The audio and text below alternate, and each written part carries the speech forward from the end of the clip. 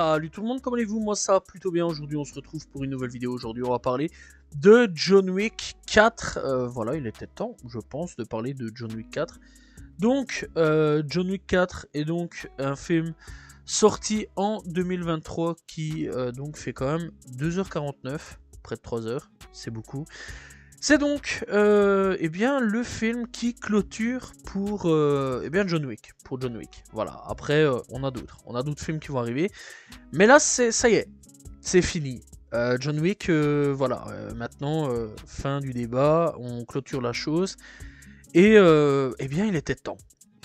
Voilà, je vais dire il était temps sur certains points. Je pense qu'il était peut-être temps que John Wick commence à se terminer.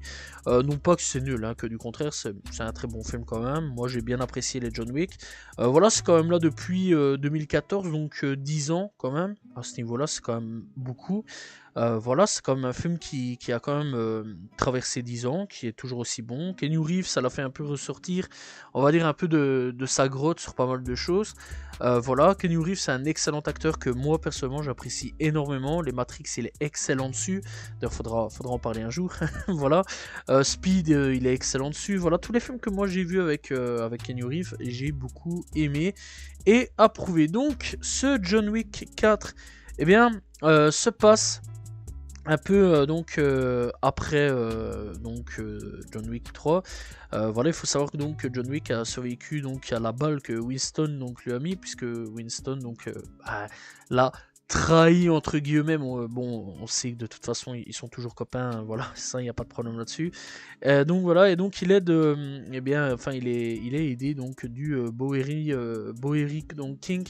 Voilà, et donc se lance dans une insurrection contre la Grande Table. Donc là, cette fois-ci, il est en route pour la Grande Table. Là, il veut tout péter. Donc voilà, l'organisation donc qui rassemble et dirige toutes les familles criminelles donc de par le monde afin de se libérer définitivement de son emprise. Mais la Grande Table a trouvé un dirigeant puissant en la personne du marquis de Gramont. Et oui, un Français.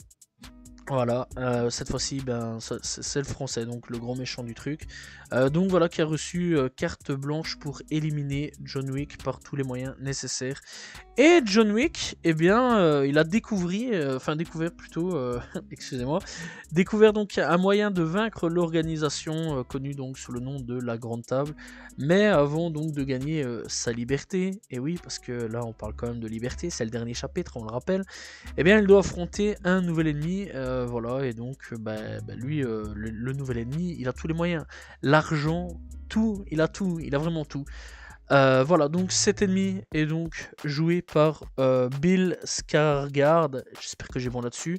C'est donc le clone dans ça, c'est celui-là c'est lui qui jouait donc ça. Voilà, et ça c'est quand même plutôt cool. J'avais bien aimé son interprétation dans ça, donc dans les récents ça. Et vraiment j'avais bien aimé l'acteur. C'est vrai qu'après je me demandais qu'est-ce qu'il pouvait faire d'autre. Je l'ai vu dans John Wick. Voilà, et franchement eh bien, j'ai bien aimé son jeu. Voilà, moi j'ai bien kiffé son jeu.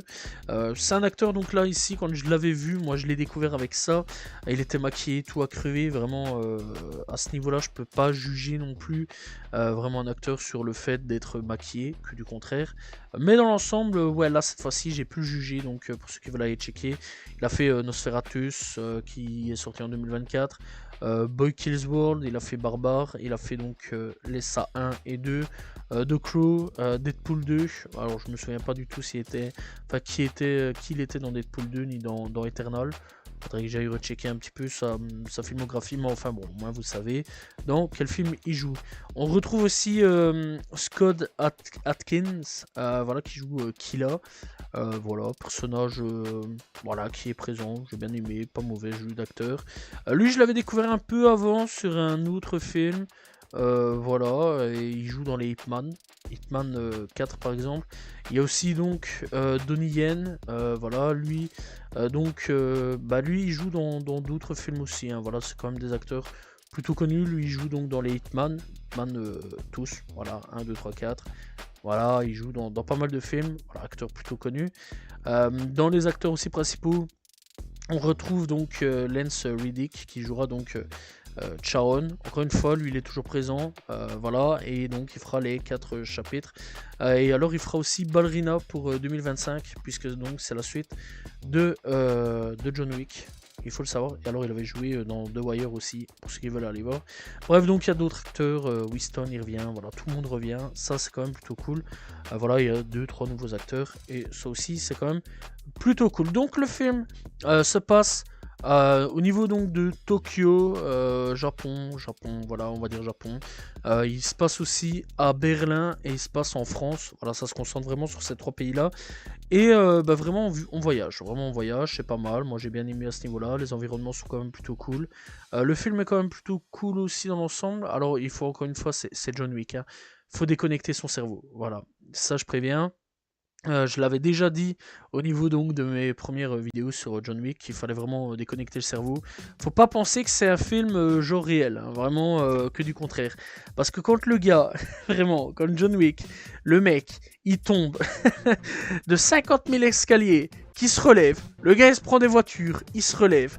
Le gars, ouais, non, vraiment, c'est un action man, le poteau. Ah, vraiment, là, ils ont abusé. Là, ouais, ils ont abusé. Vraiment, c'est peut-être le seul truc qui m'a un peu dérangé dans le film. Ça, je tiens quand même à le préciser. Encore une fois, faut déconnecter son cerveau. Faut pas penser, faut pas réfléchir. C'est un peu comme Fast and Furious. Faut pas penser, faut pas réfléchir. C'est de l'action, full action. C'est vraiment que full action.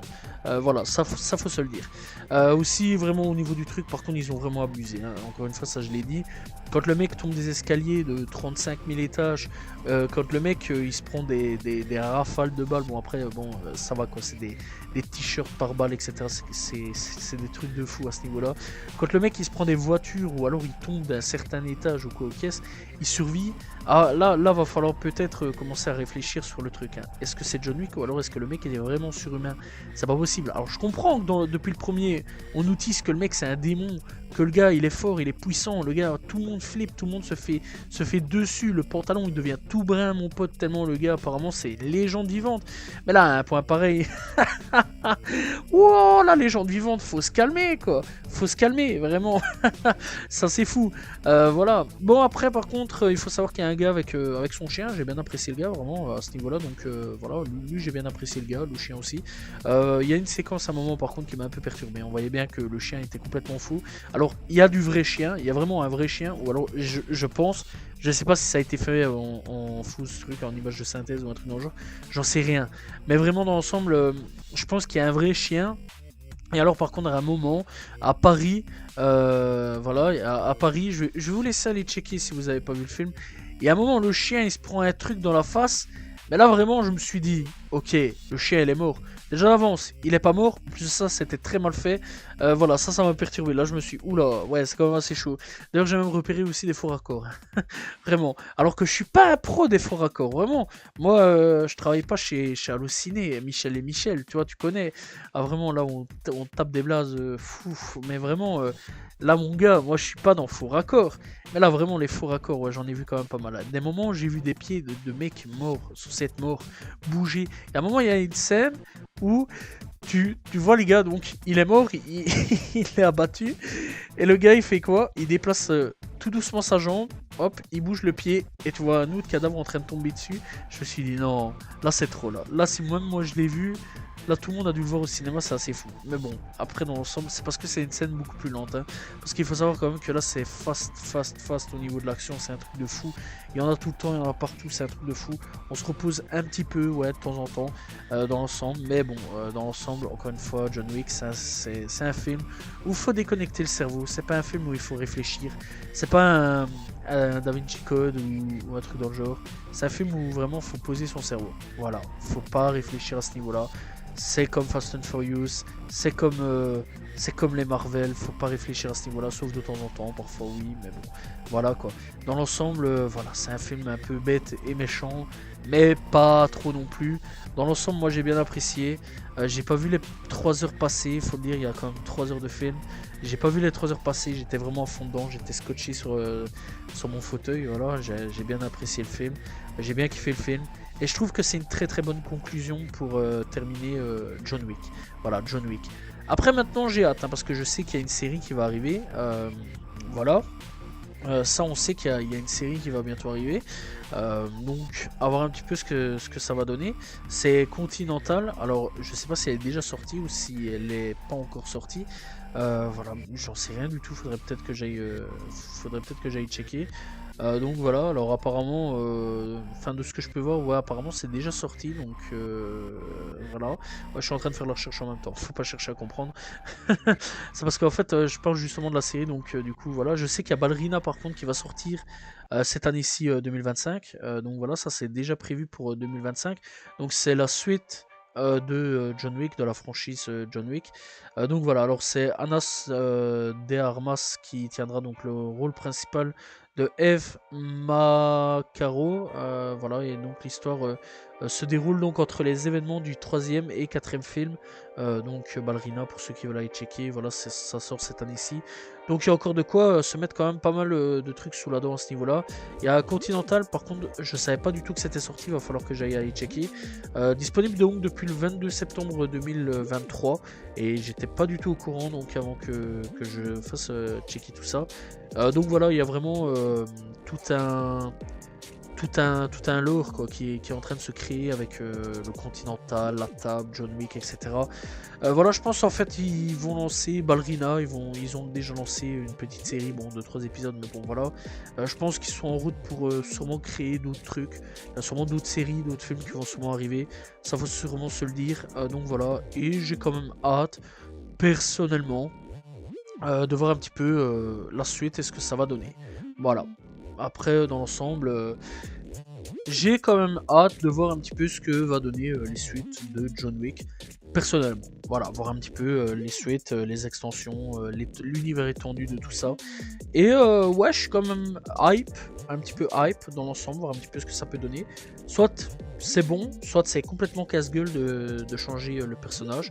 À voir, seul l'avenir nous le dira, mais je ne dirai pas pourquoi il change le personnage. Est-ce que il est encore en vie ou non? Est-ce qu'il a réussi ou non? Ça, je vous laisserai aller le découvrir. Alors au niveau donc des VF, moi personnellement j'apprécie, elles sont pas mauvaises du tout. Faut quand même admettre quand même que à ce niveau-là, vraiment les traductions VF, je sais que beaucoup crachent, mais il faut quand même se rendre compte que les gars sont quand même très très forts. Et on voit vraiment le niveau, et là maintenant on va pouvoir parler, vraiment on voit le niveau quand même quand c'est un acteur, que quand c'est une IA, quand on voit la dernière bande-annonce avec Sylvester Stallone, alors ok, je suis d'accord, parce que vraiment là faut passer le message, je suis d'accord que le gars est mort, c'est une voix culte, c'est quand même une voix emblématique, mais à l'IA ça passe pas, il n'y a pas d'émotion, c'est vraiment très très moche, très très mauvais. Donc voilà, et ben vraiment encore une fois ça montre encore une fois que les traducteurs, parce que vraiment les voix, les VF, c'est un travail de fou, c'est vraiment un travail de fou.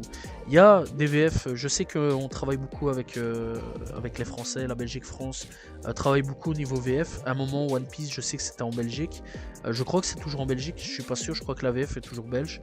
Voilà, mais je sais qu'à un moment c'était en Belgique. Donc voilà, je sais qu'il y a beaucoup de VF français, belges, et ça c'est quand même plutôt cool à ce niveau-là. On travaille beaucoup ensemble, main dans la main, pour faire donc de la VF. Et bah, sincèrement, gros big up à eux, parce que vraiment très très gros travail derrière tout ça.